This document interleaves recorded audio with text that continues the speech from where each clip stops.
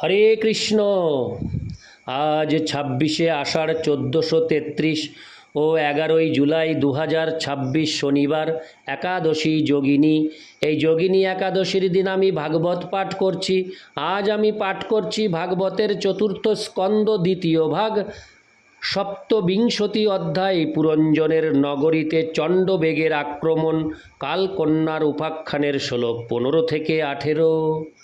হরে কৃষ্ণ কৃষ্ণ কৃষ্ণ হরে হরে, হরে রাম রাম রাম হরে হরে।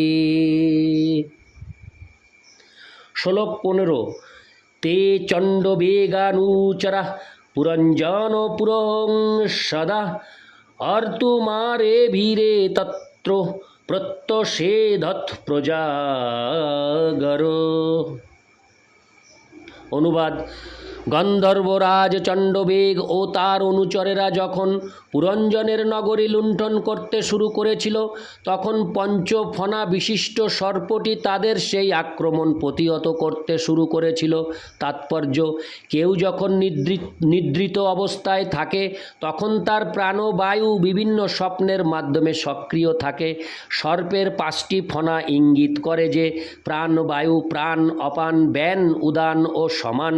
এই 5টি বায়ুর দ্বারা পরিবৃত শরীর নিষ্ক্রিয় থাকলেও প্রাণবায়ু সক্রিয় থাকে। 50 বছর বয়স পর্যন্ত মানুষ ইন্দ্রিয় সুখভোগের কার্যকলাপে সক্রিয় থাকতে পারে, কিন্তু 50 বছরের পর শক্তি হ্রাস পেতে থাকে। যদিও বহু কষ্টে আরও 2-3 বছর, বড়জোর 55 বছর পর্যন্ত কর্মক্ষমতা বজায় থাকতে পারে। তাই সরকারি নিয়মে সাধারণত অবসর গ্রহণের বয়স হচ্ছে 55 বছর। 50 বছরের পর যে শক্তি অবসন্ন হয়ে পড়ে তাকে এখানে আলংকারিক ভাষায় পঞ্চফণা বিশিষ্ট সর্প বলে বর্ণনা করা হয়েছে। ইতি শ্লোক 15। শ্লোক 16।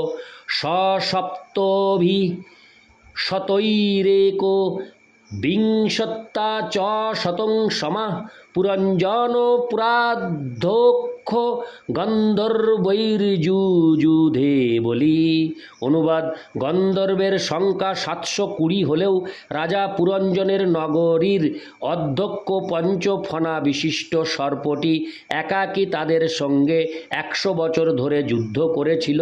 তাৎপর্য: 360 দিন এবং 360 রাত্রি একত্রে চণ্ডবেগের অর্থাৎ কালের 720 জন সৈন্য, জন্ম থেকে শুরু করে মৃত্যু পর্যন্ত মানুষকে সেই সমস্ত সৈন্যদের সঙ্গে আজীবন যুদ্ধ করতে হয়।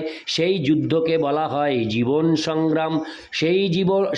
হরে কৃষ্ণ, সেই সংগ্রাম সত্ত্বেও কিন্তু জীবের মৃত্যু হয় না। সেই সম্বন্ধে ভগবদ গীতায় 2:20 বলা হয়েছে যে জীবাত্মা শাশ্বত, ন জায়তে হরে কৃষ্ণ, ন জায়তে ম্রিয়তে বা কদাচিন, নায়ং ভূত্তা ভবিতা বা ন ভূয়, অজো নিত্য শাশ্বত হয়ং পুরাণ, ন হন্যতে হন্যমানে শরীরে। আত্মার কখনো জন্ম হয় না বা মৃত্যু হয় না, সে রয়েছে এবং কখনো তার অস্তিত্ব লুপ্ত হবে না। সে আজ নিত্য, শাশ্বত এবং চিরপুরাতন। দেহকে হত্যা করা হলেও আত্মাকে কখনো হত্যা করা যায় না। প্রকৃতপক্ষে জীবাত্মার কখনো জন্ম হয় না অথবা মৃত্যু হয় না, কিন্তু তাকে আজীবন প্রকৃতির কঠোর নিয়মের সঙ্গে সংগ্রাম করতে হয়। তাকে নানা প্রকার দুঃখদায়ক পরিস্থিতিরও সম্মুখীন হতে হয়, কিন্তু তা সত্ত্বেও মোহাচ্ছন্ন হয়ে জীব মনে করে যে ইন্দ্রিয় তৃপ্তিতে সে খুব ভালোভাবে অবস্থিত রয়েছে। ইতি শ্লোক 16। শ্লোক 17। ক্ষীয়মানে সম্বন্ধে একস্মিন বহুভির্যুধা চিন্তাং পরাং জগামার্ত স্বরাষ্ট্র পুরবান্ধব। অনুবাদ: যেহেতু তাকে বহু সৈন্যের সঙ্গে যুদ্ধ করতে হয়েছিল এবং তারা সকলেই ছিল একজন বড় যোদ্ধা, তাই পঞ্চফণা বিশিষ্ট সর্পটি অত্যন্ত দুর্বল হয়ে পড়েছিল। তার প্রিয়তম বন্ধুকে এইভাবে নিস্তেজ হয়ে পড়তে দেখে রাজা পুরঞ্জন এবং সেই নগরবাসী তার সমস্ত বন্ধু বান্ধবেরা অত্যন্ত চিন্তিত হয়ে পড়েছিলেন।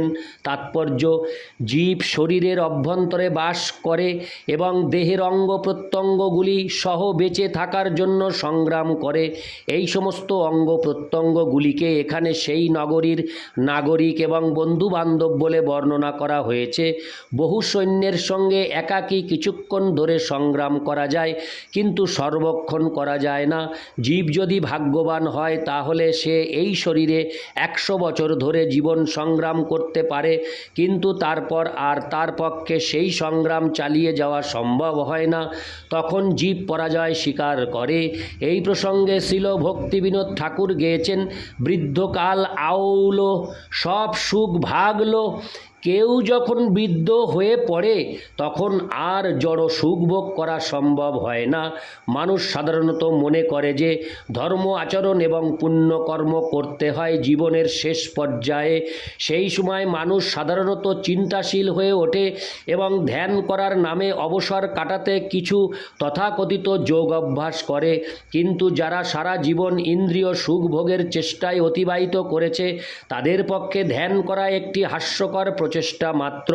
ভগবদ গীতার 6ষ্ঠ অধ্যায়ে বর্ণনা করা হয়েছে যে ধ্যান একটি অত্যন্ত কঠিন পন্থা এবং তার অভ্যাস শুরু করতে হয় যৌবন থেকেই। ধ্যান করতে হলে সর্বপ্রকার ইন্দ্রিয় তৃপ্তির প্রয়াস থেকে বিরত থাকতে হয়। দুর্ভাগ্যবশত আজকাল যারা কামভোগের প্রতি অত্যন্ত আসক্ত তাদের কাছে ধ্যান করা একটি ফ্যাশন হয়ে দাঁড়িয়েছে। জীবন সংগ্রামে এই প্রকার ধ্যান ব্যর্থ হয়।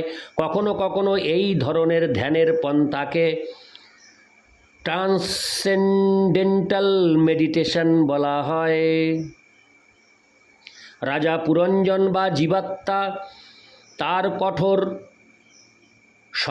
জীবন সংগ্রামে পরাস্ত হয়ে তার বন্ধু ও আত্মীয় স্বজন সহ এই ট্রান্সেন্ডেন্টাল মেডিটেশনের পন্থা অবলম্বন করেছিলেন।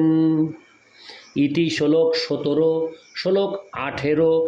স এব পূজ্যাং মধুভূক পঞ্চালেষু সপার্য হরে কৃষ্ণ সপার্শ্বদৈ উপনীতং বলিং গৃহ্ণ হরে কৃষ্ণ গৃহণ্যন স্ত্রীজিত নাবিদদ্ভয়ম।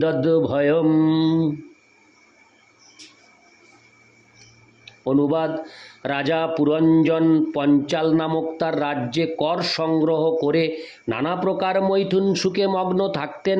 সম্পূর্ণরূপে স্ত্রীর বশীভূত হয়ে তিনি বুঝতে পারেননি যে তার জীবন অতিবাহিত হয়ে যাচ্ছে এবং তিনি মৃত্যুর সমীপবর্তী হচ্ছেন।